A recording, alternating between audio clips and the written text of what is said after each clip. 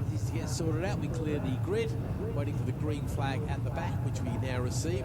Barely see the back of the grid, such as the gap between them, and of course the sun streaming down at us. Go and the lights go, and very poor start indeed by the 25 machine of Chloe Gleeson. Needs to get those practice starts in, Chloe. That start is also important, and getting a good start can make a difference between doing well and of course falling backwards very rapidly indeed, which Chloe unfortunately got swamped by at least one if not two rows as the MZs get underway. And once again we see Alexander Mann, who takes the lead into Paddock Hill Bender, ahead of the angry scrap going on there. So the Ninjas safely round out of Druids, ready and leading the way. Tucked in tight out in front. I think that's Kian Booser.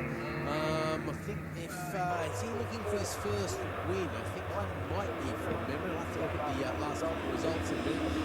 As Lunchman leads the MZs down the bottom of the hill. That's Chris Kent. You can see the familiar bike in second place. And there's got a whole lot of MZs, so I'm impressed to see it. That's Andy Wales, I think, in third, is it? Or is it Woodall? So they're both kind of looking a bit red this year as the Ninjas come across the line, and this time they get confirmation that it is, in fact, Hudson Cooper leading the way from, that's Henry McCartney, of course. Then it is Kian Booser, Travis Rooker, Darren Booser, Chloe Gleeson's recovered from that poor start and come across the line and make up a couple of places there. In fact, I don't think that was Chloe. Chloe, I owe you an apology. I think it was Alfie Garrett who made the mistake at the start. Just one of his 25, one of his 27, so I didn't quite see the numbers. So Chloe Gleeson, I owe you an apology. It is indeed the number 27 machine of Alfie Garrett who needs to get some practice starts.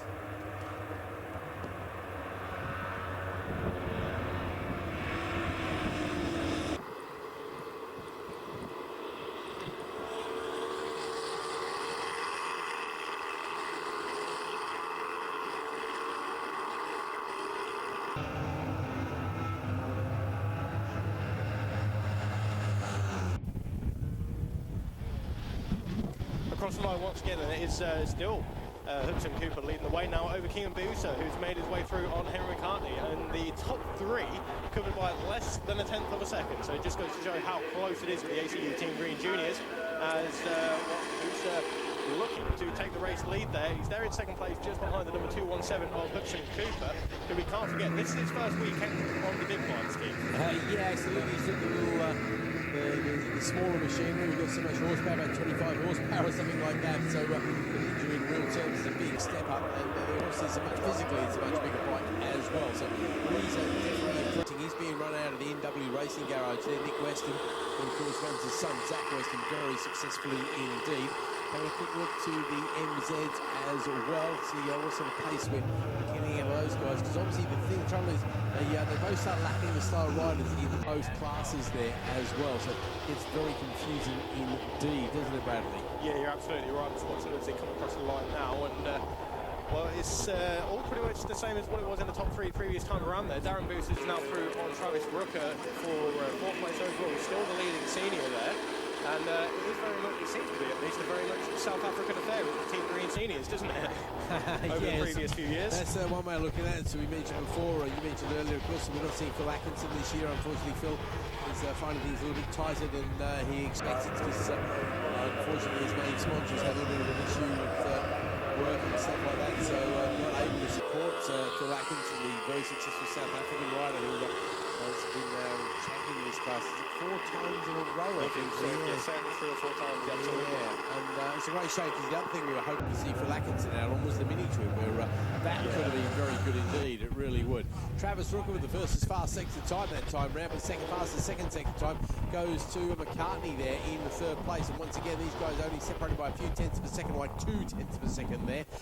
Darren Booster trying desperately to hold on to the young kids out there.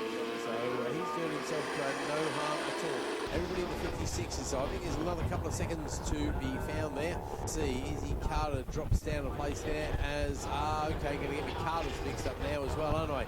That's the 185 Carter, which is... Billy Carter. Billy Carter, they're related to him, do we know?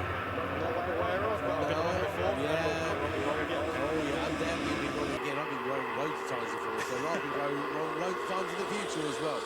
So the battle of the Carters there is definitely going Billy's way at the moment. But of course, battle the lady races in this class is going away. Chloe Gleason. Knocking handlebars as they come onto the front straight there.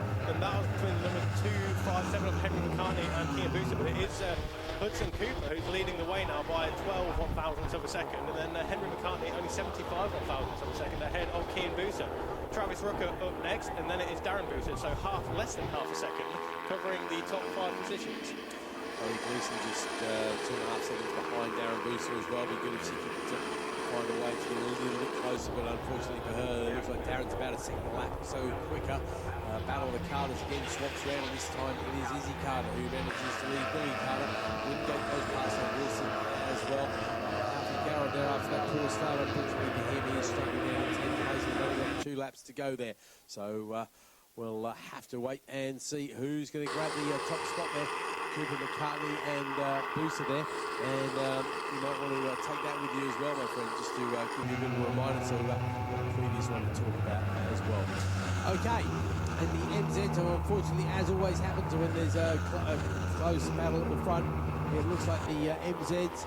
It's going to be Alex Mann who is leading the way by a good 3 seconds ahead of Chris Kent. So that's a completely dominant result in that particular race. Harry Landercraft, a good 3rd place for him as well.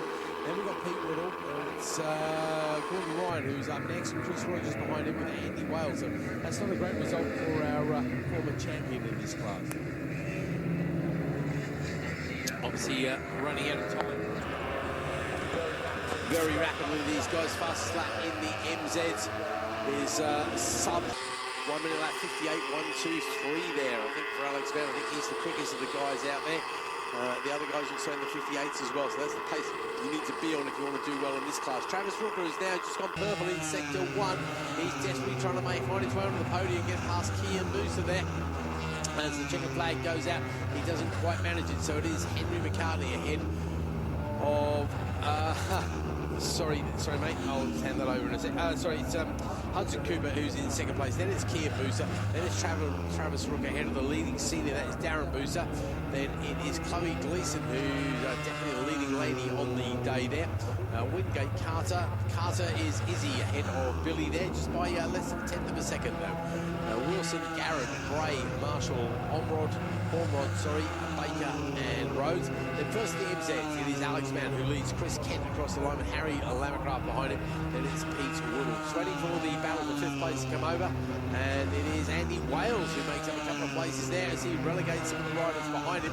He relegates Gordon Ryan. Chris Rogers hangs on to 7th place ahead of Derek Cripps. So good battling all the way down the field there. Second of the seniors, it is Patrick Kling once again there. And then it is 3rd of the seniors, it is Scott. Once it's Ben Scott who picks up a medal for his trouble as well.